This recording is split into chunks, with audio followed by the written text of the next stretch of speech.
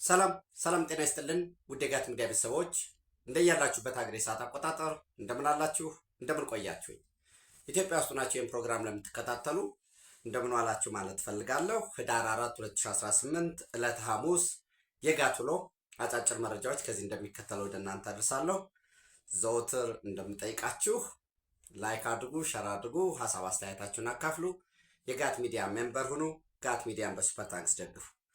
አራት አጫጭር መረጃዎች አሉኝ። የመጀመሪያው በአዲግራት ከተማ በምስራቅ ትግራይ ዞን በሚባለው የምስራቅ ትግራይ ዞን መቀመጫ በሆነችው አዲግራት የአርሚ 15 አባላት በአብዛኛው ይሄ ሜካናይዝድ የሚባለው ሜካናይዝድ እንግዲህ ታንክ፣ መድፍ፣ ሞርተር፣ ሮኬት እነዚህ ያሉት የከባድ መሳሪያ ተኳሾች የሚበዙበት በዚህ በአዲግራት ሰፊ ተቃውሞ ተቀስቅሷል። የአርሚ 15 አባላት እንግዲህ አዲግራት በነገራችን ላይ ለኤርትራ ቅርብ የሆነ ከተማ ነው። በዛ በአዲግራትም ሰፋ ያለ ቁጥር ያለው በአዲሱ በጽምዶ በሚባለው ወይንም የጥፋት ጥምረት ቅንጅት በዛ ሰፋ ያለ ቁጥር ያለው የሻቢያ ሰራዊት ይንቀሳቀሳል።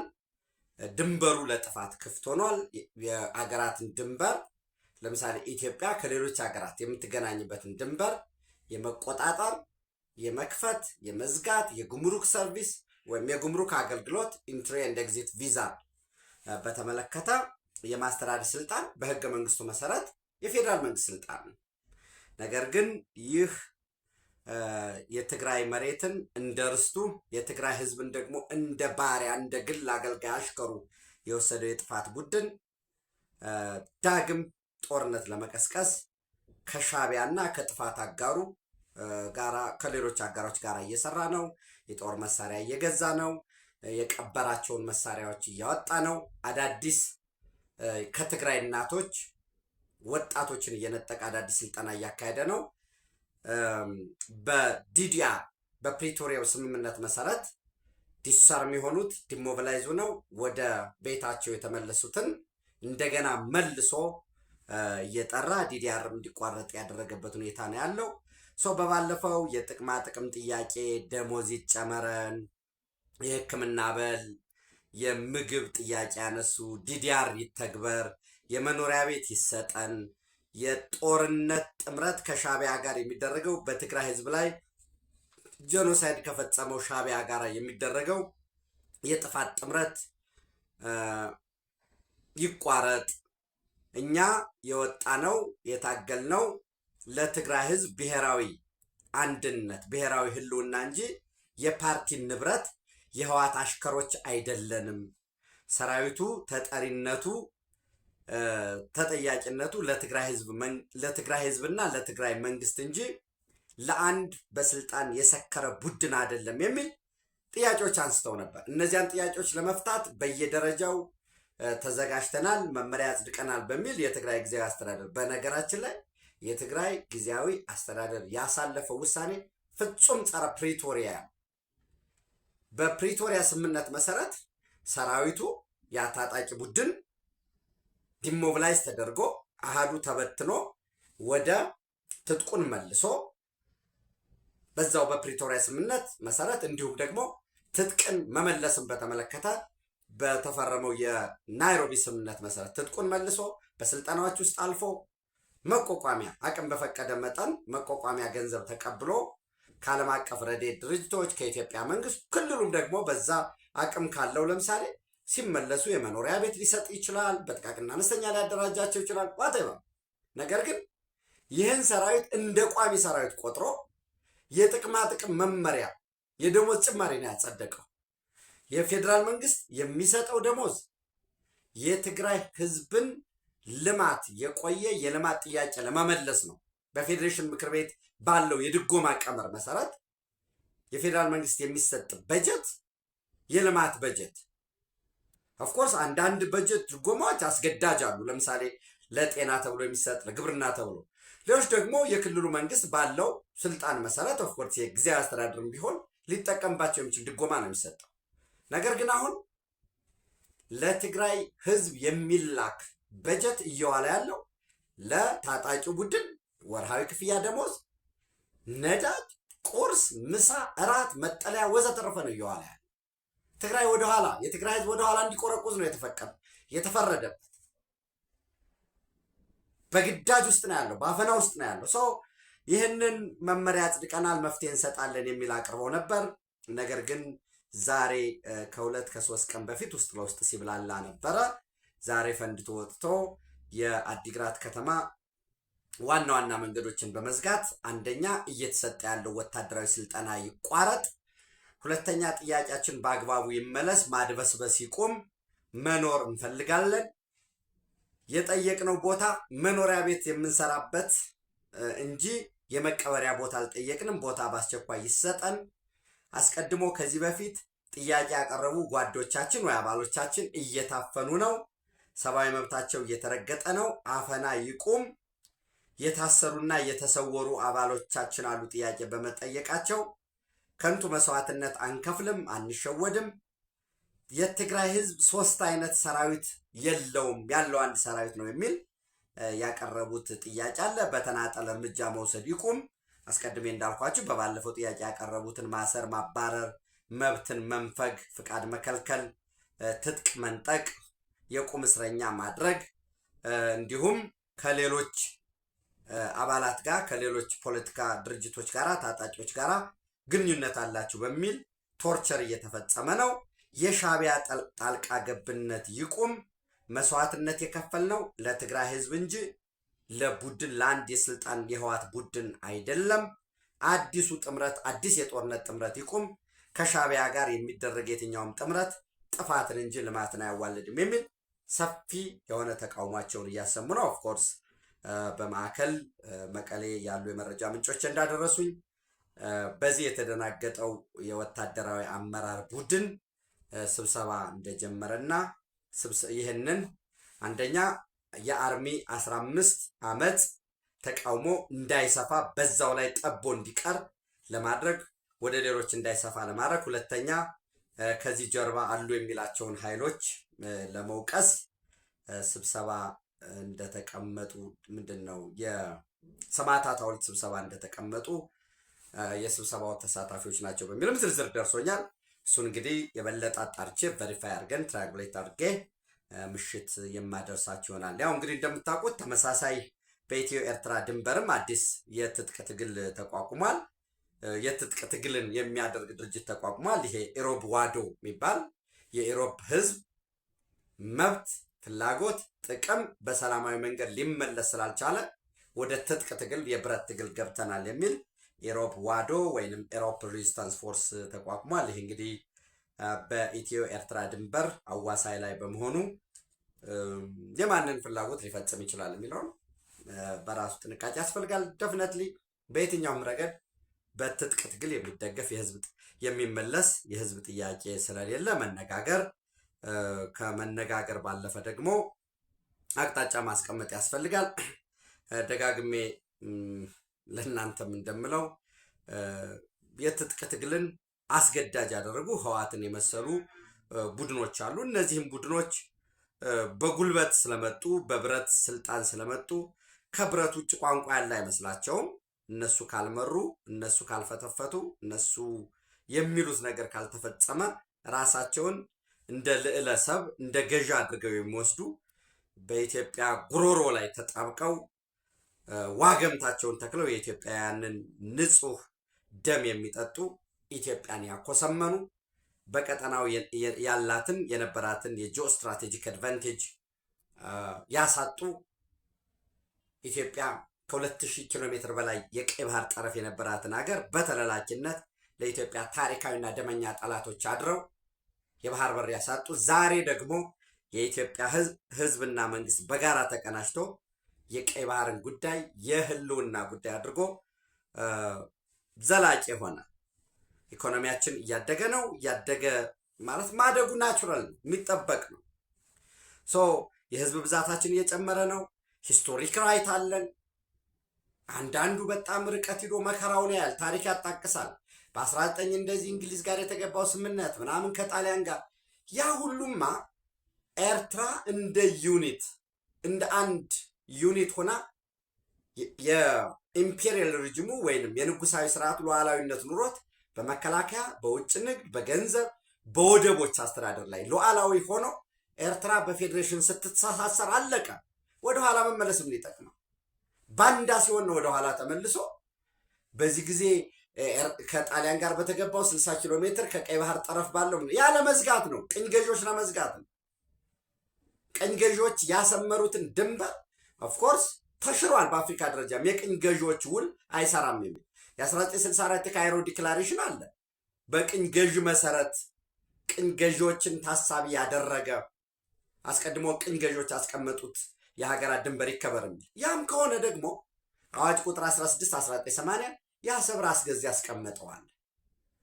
ያም ይሁን ደግሞ በጋራ በመተባበር መንፈስ ሰጥቶ በመቀበል መንፈስ ባንዳ ባይሆኑ ተለላኪ ባይሆኑ ኢትዮጵያን የማኮሰስ እናት ሀገራችን የሚሏትን ኤርትራን የማንገስ ባይሆን ኑሮ ስብሐት ነጋ እንዳለው አዎ በሙሉ ኤርትራውያንም አሉ፣ በግማሽ ኤርትራዊ አሉ፣ የራሴ ግማሽ ኤርትራዊ አለብኝ፣ ምን ችግር አለው? እንግዲህ የኛ ሰው በደማስቆ ሶሪያ ላይ እስራኤሎች ያስገቡት ግብፅ ላይ እነዚህ ማለት ሳይታወቅ ይሰራሉ። የነዚህ የኛ ግን ለየት የሚያደርገው በሚኒስተር በካቢኔ በጦር አመራር ውስጥ የነበሩ ኤርትራውያን ኤርትራን ለመገንጠል በኢትዮጵያ በኩል ሆነው የታገሉ አመራር የሰጡ በኋላ ብዙዎች ሚስጥር እየወጣ ነው። ሌሎች ሚስጥሮችም አሉ። ገንዘብ ለመቀየር ኢትዮጵያ ሉዓላዊ ሀገር ሆና ገንዘብ በዚህ ጊዜ እንቀይራለን ብሎ ፈቃድ የሚጠየቀው ኢሳያስ አፈወርቂ ነው። ሰው ሲገነጠልም ሰጥቶ በመቀበል መርህ 20 ኪሎ ሜትር ነው፣ 30 ኪሎ ሜትር ነው፣ 40 ኪሎ ሜትር ነው ኢትዮጵያ ሲያክሰስ እንዲኖራት ማድረግ። ያ ቢሆን ምንድን ነው የሚያመጣው? ዘላቂ ጉርብትናን፣ ዘላቂ ወዳጅነትን ያመጣል። ፍትሐዊነት 30 ዓመት ቆይቷል። ለምሳሌ ኢትዮጵያ ይቅርታ 30 ዓመት ቆይተናል ያለ ባህር። ኦኬ 30 ዓመት ልንቆይ እንችላለን ወይ ወደፊት 200 ዓመት ልንቆይ እንችላለን ወይ ወደ ብሎ ሄዶ በነገራችን ላይ እኔ ጦርነትን አልደግፍም ብያቸዋለሁ። ጦርነት ማድረግ ካለብን ግን ኢትዮጵያና ኤርትራ ዛሬ የሚያደርጉት ጦርነት ይሻላል። የዛሬ 10 ዓመት ከሚያደርጉት ሶፊስቲኬሽን ይመጣል። በሁለቱም በኩል የውድመት መጠኑ እየጨመረ ነው የሚሄደው። ቢካዝ በኢትዮጵያና በኤርትራ መካከል በድርድር በውይይት በሰጥቶ መቀበል መርህ ኢትዮጵያ የባህር በር የማታገኝ ከሆነ የጊዜ ጉዳይ ካልሆነ በቀር እጅግ አሰቃቂ እጅግ ደም አፋሳሽ የሆነ ጦርነት መከሰቱ አይቀርም። ለምን? በዝርፊያ በግፍ የወሰድከው ኢትዮጵያም ደግሞ ምንድን ነው የሚባለው? ግመሏን የሰበረቻት የመጨረሻዋ ሳር ነች ይባላል አይደል? የግመሉን ጀርባ ያሰበረው የመጨረሻዋ ሳር። ኢኮኖሚያችን እያደገ ነው። ምናልባት ከ10 ከ15 ዓመት በኋላ የኢትዮጵያ ኢኮኖሚ ኢንትሪሊየን ይሆናል። ያኔ እጅግ በጣም ብዙ ወደ ውጭ እንልካለን፣ እጅግ በጣም ብዙ ወደ ሀገር ውስጥ እናስገባለን። ስንልክም ስናስገባም የምንከፍለው በአመት 35 ዛሬ 2.5 እስከ 4 ቢሊዮን ዶላር እንከፍላለን። ለወደብ ኪራይ 2 ቢሊዮን፣ ከዛ በላይ ደግሞ አገልግሎት ሹፌሮቻችን እዛ ሂደው እንግዲህ በጣም ነዳጅ እኮ እንቀዳለን። የሌላ ሀገር ላይ ሆቴል እንጠቀማለን፣ ጎሚስታን እንጠቀማለን፣ ጽዳት ኦል ዲስ ጅቡቲ ህልውናው ያለ ኢትዮጵያ ላይ ነው ይኖር። በነገራችን ላይ ነገ በፍጥነት የኢትዮጵያ ኢኮኖሚ ሲያድግ ሌቲን ቢደረግ ቢፈቅዱ የኬንያ ወደቦች፣ የሱዳን ወደቦች፣ የኤርትራ ላይ ያለው ምጽዋ፣ የኢትዮጵያ አሰብ ብቻውን ማስተናገድ አይችልማ። ግዙፍ ነው ኢኮኖሚያችን ሲያድግ። ሪጂናል ኢንቴግሬሽን የሚባለው የሚመጣ ያኔ ነው። ሰው የዛሬ 10 ዓመት ከሚደረግ ጦርነት ይልቅ ዛሬ ይሻላል። የዛሬ 50 ዓመት ከምንዋጋ ደግሞ ዛሬ ኮስት ዋይዝ አነስተኛ ነው የሚሆነው። ያኔ በሁለቱም ወገን ትጥቁ ሶፊስቲኬትድ ይሆናል። ለምሳሌ ከ10 ዓመት በፊት በኢትዮ ኤርትራ ጦርነት በነበረው ወቅት ቢያልቅ ኑሮ ያሰብ ጉዳይ የሞቱት ወንድሞቻችን ሞት ብቻ አይሆንም ነበር፣ መስዋዕትነት ይሆን ነበር። ልክ የስዊዝ ካናልን ሲሰሩ የሞቱ ግብፃውያን ዛሬ እንደሚታሰቡት በጀግንነት መስዋዕትነት ተብሎ ነው። ያኔ በዚያው ዘመን በኮሌራም በተለያየ በወረርሽኝም እኮ የሞቱ ሰዎች ይኖራሉ። ሞት ነው። ልክ ኢትዮጵያ አድዋ ላይ የሞቱት ወገኖቻችን አያቶቻችን እኛ እንኮራባቸዋለን። እኛ ብቻም ሳይሆን መላው የጥቁር ዘር ይኮራባቸዋል። መስዋዕትነት ስለሆነ የተከፈለው። በኢትዮ ኤርትራ ጦርነት መስዋዕትነት አይደለም የተከፈለው፣ ሞት ነው። ለምን ሞት እንዲሆን ተደረገ? ወደ አስመራ ይገሰግስ የነበረን ሰራዊት ይሄ እኮ የትናንት ታሪክ አይደለም። ሰራዊት እኮ እዚህ አሉ እኮ በዛ ወቅት የክፍለ ጦር የአህዳው አዋጅ የነበሩ ተመለሱ፣ ቀጥ ብላችሁ ነው የተባሉት። እንደዛ አይነት አመራር ዛሬ የለም እና የሚሻለው ዛሬ ነው። በተመሳሳይ በነገራችን ላይ እንግዲህ ይሄ ጽንፈኛ የህዋት ቡድን አብሬው ሰራለሁኝ የሚለው የሻዕቢያ ቡድን የከፋ ጄኖሳይድ መፈጸሙን ዓለም አቀፍ የጄኖሳይድ ተከላካይ የጄኖሳይድ የሚያጠና ቡድን ያጋለጠበት ሁኔታ ነው ያለው። ምንድነው ይሄ? ምናልባት ባነብላችሁ ነው የሚሻለው። ይሄ ቡድን ያወጣውን ሪፖርት ምን ይላል? እጅግ ከፍተኛ የሆነ ላምበው ጄኖሳይድ ዎች ይላል። አሊያንስ አጌንስት ጄኖሳይድ ኤሪትሪያ ካንትሪ ሪፖርት ኖቨምበር 2025 ባይ ግሬስ ሃሪስ ብሎ ኤርትራ የቀድሞ የኢትዮጵያ ግዛት እንደነበረች ስቴት አኔክስድ አይደለም ፌዴሬትድ ነው የሆነችው። ኤኒዌይስ ይህን ከተነተነ በኋላ ኤርትራ ውስጥ እጅግ ከባድ የሆነ የከፋ የሃይማኖት ረገጣ፣ የነገድ ረገጣ፣ ምርጫ የሚባል እንደሌለ በ1997 ያወጡትን ህገ መንግስት መሳቢያ ውስጥ እንዳስቀመጡት እንዲሁም 11 ፖለቲከኞች ከኢሳያስ አፈወርቂ ተጻራሪ ተናገሩ በሚል እንዲሁም 16 ጋዜጠኞች ያሉበት እንደማይታወቅ አስገዳጅ ጉልበት፣ የሚሊተሪ ኮንስክሪፕሽን፣ እነዚህ ደግሞ በሙሉ ወታደራዊ አገልግሎት፣ የዘፈቀደ ስር፣ የዘፈቀደ ግድያ፣ አፈና፣ መሰወር በሙሉ መገለጫ እንደሆነ ይተነትናል። የሃይማኖት ጭቆና መኖሩንም ያነሳል። እንዳልኳችሁ በ1997 የጸደቀውን የኤርትሪያን ኮንስቲቱሽን አልተገብርም በሚል ያው መሳቢያ ውስጥ እንዳስቀመጠው ያነሳል። the condition of military groups in Eritrea the condition of minority groups in Eritrea is poor አናሳ ነገዶች በጣም ጭቆና እንደሚደርስባቸው ያስቀምጣል። ሱኒ ሙስሊም፣ ኤርትራ ኦርቶዶክስ፣ ሮማን ካቶሊክ እና ኢቫንጌሊካል ሉተራኒዝም እነዚህ ብቻ ናቸው የተፈቀዱ ሃይማኖቶች። ሌላውን ማምለክ በሞት ድረስ እንደሚያስቀጣ ያትታል። ምንድን ነው የሚለው? alongside atrocities committed against its own people በራሱ በኤርትራ ህዝቦች ላይ ከሚፈጽመው ጭፍጨፋ፣ ጭቆና፣ የሰብአዊ መብት ረገጣ ባሻገር ኤሪትሪያ was heavily involved in Tigray genocide in Ethiopia that left an estimated 600 people dead 600 ሺህ ነምበሩ የተጋነነ ነው። ኤኒዌይስ ችግር የለው 600 ሺህ ሰዎች ባለቁበት ጦርነት ውስጥ ከፍተኛ የሆነ የዘር ጭፍጨፋ ፈጽሟል ይላል። ኤሪትሪያ is not part of 2022 ፒስ አግሪመንት ኤርትራ የ2022 የፕሪቶሪያ የሰላም ስምምነት አካል አይደለችም እና የዚህ ለምን ሰላም ላይ አልፈረም? ለምን ህዋትን አላጠፋንም ነው። በነገራችን ላይ ለምን ህዋትን እንዲሁም የህዋት ደጋፊ መላው የትግራይን ህዝብ የትግራይን ምድር ወደ ድንጋይ ዘመን መቀየር አለብን? አራጅ ፈጣሪ እንሁን ነው። ኖ የኢትዮጵያ መንግስት በተደጋጋሚ ለማንሳት ሞክረናል። ክቡር ጠቅላይ ሚኒስትሩን ፓርላማ አቅርበዋል። ኖ እኛ መጀመሪያውን የሚያደርግነው የህግ ማስከበር ነው። የህግ ማስከበር ያደረግንም በፍጹም የከፋ ክህደት ፈጽመው ሲጠብቃቸው የኖረውን ፊቱን ለሻዕቢያ ወታደር ለጠላት ሰጥቶ ጀርባውን የትግራይን ህዝብ ደጀን አድርጎ ሲጠብቅ የኖረውን በክህደት ሴራ ሰርተው ሴራ ጎንጉነው ተብትበው የአንድ ወገንን ነጥለው ወስደው በጀርባ እንዲመታ ክህደት ፈጽመው ነው። እሱን አቅርበናል። በኋላ ደግሞ ህዝብ አወናብደው ጦርነት ከፍተዋል። ከአንድም 2 3 ጦርነት ከፍተው እሱን ነው የመከት ነው። የትግራይ ህዝብ ህዝባችን ነው። የትግራይ ምድር ደግሞ መሬታችን ነው። ልማት ነው የሚያስፈልገው የሚል ይሄ ፕሪቶሪያ ስምምነት ሲመጣ ወታደራዊ ድል አብሶሉትሊ ተገኝቷል። ይሄ ማንም የሚክደው አይደለም። ደብረጽዮንም ማን ነገር ግን በወታደራዊ ድል የተገኘ ድል የሚጸናው በፖለቲካዊ ድል ሲደገም ሲረጋገጥ ነው በሚል የፕሪቶሪያ ስምምነት ተፈጸመ። በዚህ ስምምነት የተከፋው ሻዕቢያ እንደምታውቁት ፋኖን አደራጀ፣ ለኦነግ ሸኔ ትጥቅ መስጠት ጀመረ። የጉምዝ ታጣቂን ለማደራጀት አሁን ሰላም በሰላም ገብተው የልማት ስራ እያከናወኑ ያሉትን እሱን ለማደራጀት ኦብነግን እናደራጃለን እያለ ችግር ባለበት ግጭት ባለበት የሚዞረው የሻዕቢያ ስርዓት እሱን እያደረገ ነው።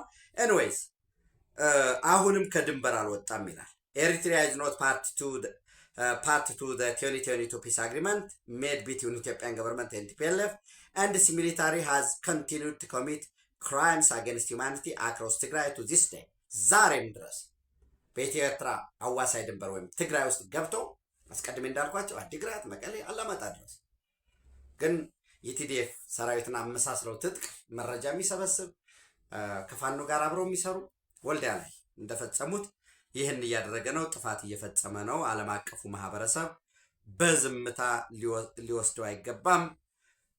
በራሱ ህዝብ ላይ ከሚፈጽመው በደል ጭቆና አትሮሲቲ ባሻገር የከፋ ጭቆና እየፈጠረ ነው የሚል ሪፖርት አውጥቷል። በተመሳሳይ ከነገ በስቲያ ዛሬ ኖቨምበር 13 ነው። ከነገ በስቲያ በኖቨምበር 15 እዚህ ኢትዮጵያ አዲስ አበባ ውስጥ ኤሪትሪያን ብሉ ሪቮሉሽን ፍሮንት ኢፒአርኤፍ የሚባለው የብርጌድ እና ሐመዱ የትጥቅ ትግል የሚያካሄድ ነው። የብርጌድ የትጥቅ ትግል የሚያካሄደው ክንፍ የፖለቲካ ክንፉ ደግሞ ኢፒአርኤፍ ወይም ኤሪትሪያን ብሉ ሪቮሉሽን ፍሮንት የሚባለው ከ13 ሀገራት የተወከሉ የተለያዩ የትጥቅም የፖለቲካ ትግልም የሚያካሂዱ የኤርትራ ኃይሎችን የሚያገናኝ ከ13 ሀገራት ወኪሎች ያሉበት ስብሰባ እዚህ አዲስ አበባ ውስጥ እንደሚያካሄድ መረጃዎችን አግኝቻለሁ። በስብሰባውም ዩናይቲንግ ኤሪትሪያስ ዲሞክራቲክ ኦፖዚሽን ፎርስስ ቱ ኦፕሬት ኦፕንሊ አክሮስ ዘ ሆርን ኦፍ አፍሪካ፣ ይሄ በደንብ ለመንቀሳቀስ በጋራ ልዩነቶቻቸው እንደተጠበቁ ሆኖ አንድ የጋራ የሚያደርጋቸው ግን አምባገነኑን የሻዕቢያ መንግስት ከላያቸው ላይ ከኤርትራ ህዝብ ላይ አሽቀንጥሮ መጣል ነው። በዛ ሂደት እንዲህ አይነት ነው አመራር፣ እንዲህ አይነት ማደረጃጀት፣ እንዲህ አይነት ርዕዮተ ዓለም እንከተል የሚል ማይነር የሆኑ ልዩነቶች አሉ። እነዛን ልዩነቶችን አጥብበው በጋራ ለመንቀሳቀስ እድል እንደሚሰጣቸው ነው የሚጠበቀው። ይሄ ላንድማርክ ኮንፈረንስ አዲስ አበባ የሚካሄደው በዚህ የትጥቅ ትግል የሚያደርጉ ሰላማዊ ፖለቲካ ትግል የሚያደርጉ በተለያዩ ሀገራት ጽህፈት ቤት ያላቸው በጋራ የሚመክሩበት የሚዘክሩበት የመውጫ መፍትሄ የሚያመላክቱበት እንደሚሆን ነው የሚጠበቀው። የመረጃውን አጀንዳዎች ዋና ዋና ውሳኔዎችን ደግሞ ከመረጃ ምንጮቼ ሰብስቤ ወደ እናንተ ማድረሳችሁ ይሆናል። ሌላው እንግዲህ በሐራ መሬት ወይም ነፃ መሬት በሚል የሚንቀሳቀሰው በተለይ ከኮር በላይ የሚል አመራር ውሳኔ ተከትሎ የቲዲኤፍ ራሱን የትግራይ ዲፌንስ ፎርስ ብሎ የሚጠራው ኃይል የህወሓት ንብረት ሲሆን እሱን የተቃወሙ ኃይሎች ራሳቸውን የትግራይ ሰላም ኃይል በሚል ማደራጀታቸውን ያው እንግዲህ የምታውቁት ነው። የነዚህ መሪ የሆነው ጀነራል ገብርኄር በየነ ወይንም ወዲ አንጥሩ ከቢቢሲ ትግረኛ ጋር ቆይታ አድርጎ ነበር። በዚህ በቆይታው የትግራይ ሰላም ኃይል ወደ ድርድር ለመቅረብ ወይንም አጀንዳዎቻችን ናቸው በሚል 6 ነጥቦችን ለይቷል። የመጀመሪያው አሁን ትግራይ እየተዳደረ ያለው በወታደራዊ አመራር ነው፣ በዋርሎርዶች ነው። ራሳቸውን ኮርና ከዛ በላይ ያሉ በህገወጥ የማዕድን ንግድ፣ በህገወጥ የሰዎች ዝውውር፣ በዘረፋ፣ በሙስና፣ በኔትወርክ የተደራጁ ዋር ጋንግስተርስ ናቸው፣ ዋር ሎርድስ ናቸው። እና ይሄ ወታደራዊ አስተዳደር የጊዜያዊ አስተዳደር አይደለም የሚለው ጊዜያዊ አስተዳደሩ በወታደሩ የተጠለፈ ነው፣ ኖሚናል ነው። ሰው ወታደራዊ አስተዳደሩ ፈርሶ ሁሉንም የፖለቲካ ኃይሎች፣ የሲቪክ ተቋማት፣ የትግራይ ህዝብ የተወከለበት አካታች ጊዜያዊ መንግስት ሊመሰረት ይገባል ይላል የመጀመሪያው። ሁለተኛ የትግራይ ዲፌንስ ፎርስ የሚለው የትግራይ ታጣቂ ኃይል የህወሓት አሽከር አይደለም። ህወሓትን ዘላለማዊ በስልጣን ላይ እንዲቀመጥ የተደራጀ ሳይሆን ከተለያዩ ፖለቲካ አመለካከቶች ከተለያየ መደብ የተለያየ ፍላጎት ያለው ነገር ግን ለትግራይ ህዝብ መብት ጥቅም ወይንም የህልውና በኮቴሽን ውስጥ አስገቡት ለዛ የተውጣጣ ነው የወጣ ነው። ስለዚህ ከህወሓት አሽከርነት ተላቆ የትግራይ ታጣቂ ኃይል ተጠሪነቱ ለትግራይ ህዝብና መንግስት ሊሆን ይገባላል። ሁለተኛው የመደራደሪያ ነጥቦች በሚል የተለዩት። ሶስተኛ ከኮር በላይ ኮርና ከኮር በላይ በሚል ታጣቂ ኃይሉን ለህዋት አሽከርነት ማስገበራቸውን ተከትሎ የደረሰው እያንዳንዱ ጉዳት በገለልተኛ አካል ተጠንቶ በዛ ውሳኔ ላይ የተሳተፉ አመራሮች በሙሉ በህግ ተጠያቂ መሆን አለባቸው በሚል ተቀምጧል። ወይም ይሄ አንዱ መደራደሪያ ነው ብሏል።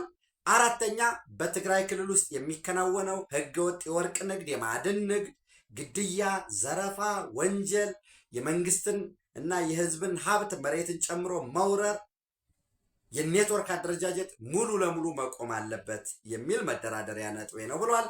አምስተኛ በትግራይ በሀገር ውስጥ እንዲሁም በስደት ሱዳን ውስጥ የሚገኙ ተፈናቃዮች የህዋት መደራደሪያ መሆናቸው የህዋት ካድሬዎች መያዣ መሆናቸው ቀርቶ ደህንነታቸው ተጠብቆ ለደህንነታቸው ዋስትና ተሰጥቷቸው ወደ ቀደመ ቀያቸው ይመለሱ።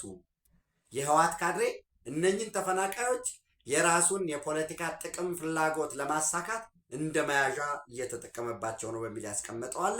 ስድስተኛና የመጨረሻ የትግራይ ግዛት በፕሪቶሪያ ስምምነት ወይንም በውይይት መመለስ መቻል አለበት የሚል እነዚህ የመደራደሪያ ነጥቦች ናቸው በሚል ያስቀምጣል። እንግዲህ ምናልባት በአፍሪካ ፖለቲካ ደረጃ የእስራኤል ፕሬዚዳንት ኢሳቅ ሄርዞግ ዲአርሲ ከትናንት በስቲያ የዲሞክራቲክ ሪፐብሊክ ኦፍ ኮንጎን ጉብኝት አድርገው ነበር። በዛ በጉብኝቱ ጀኖኮስት የሚባል ይሄ ማዕድንን እንግዲህ ኮንጎ ውስጥ ያለው ግጭት በአብዛኛው ጀኖኮስት ተብሎ ነው የሚጠራው። ጀኖኮስት ማለት ለማዕድን ሲባል ኮፓሉ፣ ዲያመንዱ፣ አይረን በዚህ በማዕድን የበለጸገውን የኮንጎን ኢኮኖሚ ለመበዝበዝ ሲባል ግጭቶች ይነሳሉ። ሰው ይሄ ጀኖኮስት እንደ ጀኖሳይድ ይቆጠር የሚል ለዛ የዲአርሲ መንግስት ያንን በተለይ በፍሌክስ ተሽኬዲ ይህ ጥያቄያቸውን እስራኤል እንደምትቀበል ይጠበቃል። ከዛ ባለፈ የዚህ የዳን ገርትሌር የሚባል በጣም ትውልደ አይሁዳዊ ቢሊየነር አለ። ዛሬ ራይት ናው ቸክ እያደረኩ ነበር። ሪል ታይም ኔትወርዙ ወደ 1.5 ቢሊዮን ዶላር የሆነ እሱ ኮንጎ ውስጥ ከፍተኛ የሆነ የማዕድን ንግድ አለው። ከዚህ በፊት አሜሪካ ማዕቀብ ጥላበት ነበር። ኦፍኮርስ አሁን እየላላለት ነው። አሜሪካም ከዲአርሲ ጋር እርዝ ሚኔራልስ ላይ ስምምነት ፈጽመዋል። ዲአርሲን ከሩዋንዳ ጋር ለማስማማት አንዱ አሜሪካ እነዛን ሬር እርዝ ወይንም ብርቅዬ ማዕድናትን ለመጠቀም መብት እንድታገኝ ያስቻለው ማለት ነው። ሰው የዳን ገርትለርን ጉዳይ እንዲሁም እስራኤል ከኮንጎ ሚኔራልስ ማዕድን በተለይ አስቀድሜ እንዳልኳቸው ዲያመንድ እና ውሃ በተመለከተ የምትጠቀምበትን ስምምነት እንደሚፈጸም ይጠበቃል። ሌላው ይሄ ፋዲክ የሚባለው አርምድ ፎርስ ኦፍ ዲሞክራቲክ ሪፐብሊክ ኦፍ ኮንጎ FARDC ፋዲክ የሚባለው በዚህ ወታደራዊ ስልጠና በትጥቅ እንዲሁም የደህንነት ስልጠና እንዲሰጥ ይጠበቃል። ኢሳቅ ሄርዞግ በነገራችን ላይ ምዕራባውያን አሜሪካ፣ አውሮፓውያን አፍሪካ ውስጥ ከፍተኛ የሆነ ኢንቨስት እንዲያደርጉ ጥሪ አቅርበዋል። በትናንትናው ዕለት ዶናልድ ትራምፕም ደብዳቤ ጽፈውላቸዋል ለኢሳቅ ሄርዞግ። በደብዳቤያቸው የእስራኤል ጠቅላይ ሚኒስትር ቤንያሚን ኔታንያሁ እንደምታውቁት ከሙስና ጋር ተያይዞ ክስ ተመስርቶባቸው በፍርድ ቤት እየታየ ነው። ፕሬዚዳንቱ በይቅርታ ክሱን እንዲያቋርጡላቸው የሚጠይቅ ደብዳቤ ጽፈዋል። ፕሬዚዳንቱ ምን ምላሽ ይሰጣሉ? ሪሊ የቤንያሚን ኔታንያሁ ክስ ይቋረጥላቸዋል ወይ? የሌላ ሀገር መሪ ደፍነትሊ ምንም እንኳ በጋራ ጆይንት ቢሰሩም የሌላ ሀገር መሪ በአንድ ሀገር የፍርድ ሂደት ላይ ጣልቃ ገብቶ ደብዳቤ መጻፍ ውስጥ ምን ያህል ነው እንደው ከዓለም አቀፍ ሶቨርኒቲ በተለይ ከሉዓላዊነት አንጻር ምን ይመስላል የሚለው ወደፊት አብረን የምናየው ነው የሚሆነው። አብራችሁ ስላላችሁ አብራችሁ ስለምትሆኑ በእውነት አመሰግናለሁ። ኢትዮጵያ በክብር ለዘላለም ትኖር። ምሽት በጋት ዕለታዊ ተጨማሪ ወቅታዊ መረጃዎችን ዓለም አቀፍ ቀጠናዊ ጉዳዮችን ይዤ ወደ እናንተ መለሳለሁ። ታንኪዩ